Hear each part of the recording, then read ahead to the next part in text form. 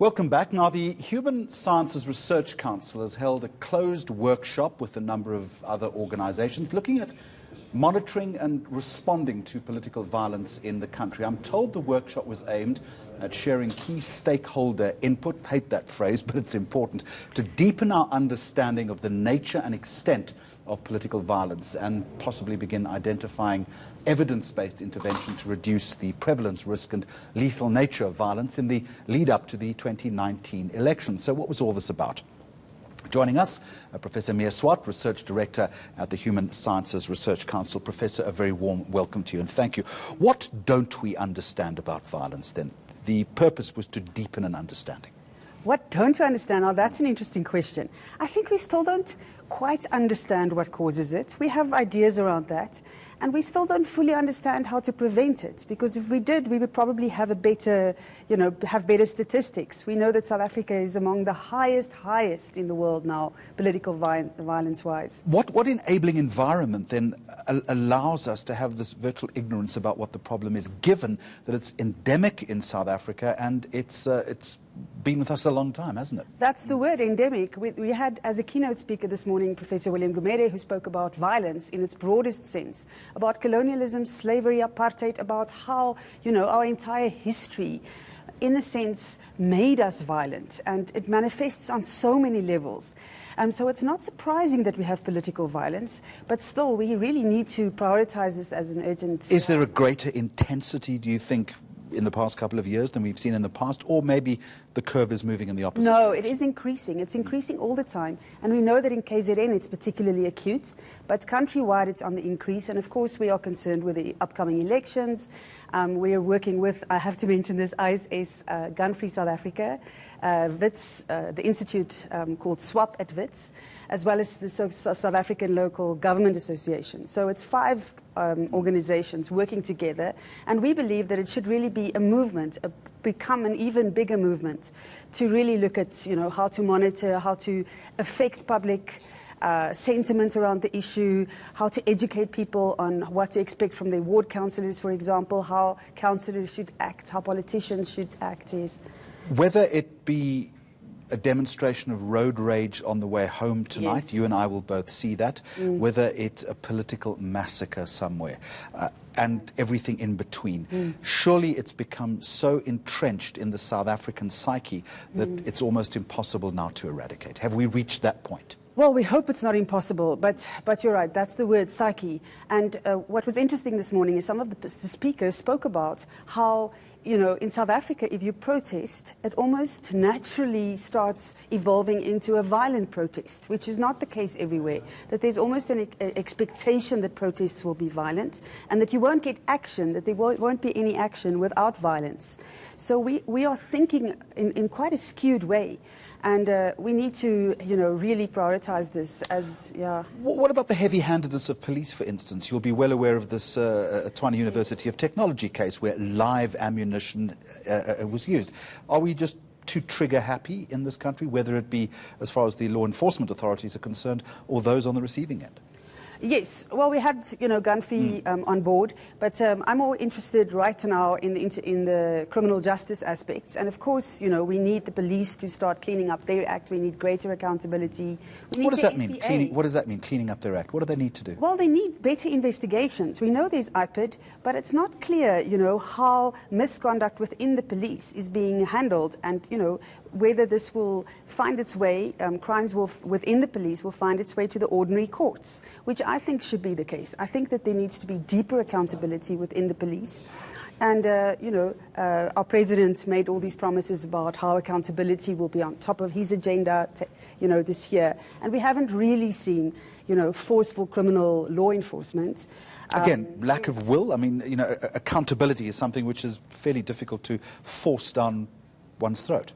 Yes, but there the picture is quite bleak, because of course the political parties should take responsibility and know that, if civil society and the media really gets on board and there's greater exposure, this could lead to lack of support for a particular party. Of course, this is also the reason why there's not enough political will at the moment, and why parties will be careful about, really pushing for accountability. But all political parties at every juncture condemn any Yes. acts of violence. You're suggesting it's merely lip service. Yes, of course. We will not see, the current figures, especially of ANC on ANC violence, which is, there was recently a very good New York Times op-ed on this phenomenon of ANC on ANC violence, which was seen as really extraordinary. This movement that you're talking about, Yes. I mean, seriously? I mean, is this something that can genuinely move the needle, or is this just an altruistic attempt in the expectation that you will resolve it, but you won't really? No. I think we're a bit more hardcore than just looking at, altruistic motives, etc. And I think that we have no choice, really. We have to become active. We have to become optimistic. The public needs to get involved. There's going to be apps. There's going to be, apps you can access on your cell phone. If you even perceive a threat, that you can report this, that this maybe goes to the police, because we have to be vigilant. But Professor even Swart, about with threats. respect, Yes. we've seen these solutions offered so many times before. There are phone lines that people can talk. There are other apps before the apps that you're about to launch. What Right. difference is this really going to make? Well, we're hoping that we're now in the post-Zuma era, right? And that it will ultimately reflect, on the integrity, and the seriousness of the new president if that situation doesn't improve. What's different about the post-Zuma era? Well, of course, we now see, that state capture has really engulfed the country in so many ways, right? And then we have had these strong statements in the State of the Nation address, the budget speech, etc., that, there's going to be a move away from that there'll be accountability. We're seeing a new NPA director being appointed by the end of the year. So I think that civil society should now really, really hammer this. What I'm hearing from you is that perhaps we had a fulcrumatic moment here, that either we get this right, that the buy-in that you're talking about is going to come, whether you're using apps or whether you're relying on greater political will, and I'm sorry to sound cynical, or we go the opposite direction, that violence becomes even more entrenched and there is simply nothing that we can do about it. We become a vigilante nation. How Right. close are we to that? Right. This morning there were very interesting talks, for example, by Professor Carl van Holt of WITS about the idea of a violent democracy and democratic violence, right? Which sounds like a contradiction, but that the two has become so intertwined that we understand our democracy partly because it's based and sustained and dependent on violence, right? So I think that you're right. This is a key point, and I understand your cynicism, but we have to work. We have to do this work. We are a matter of months away now from the election next year. There would be a concern that as we approach that period, there is the potential, the propensity for this to increase. Am I right? Of course, We've seen that already, aren't we? We always see the spike before the elections. And I think that we will also encourage research around the notion of what a free and fair election really is. Do we only monitor elections, in the weeks and the days of the election, or leading up to the election, or do we now take a more expansive, longer-term view of what is free and fair? What does indoctrination mean? What does threats, what does violence look like, and in its sort of broader, bigger forms? As odious as this might sound to some, do we not need more of an iron fist in the glove?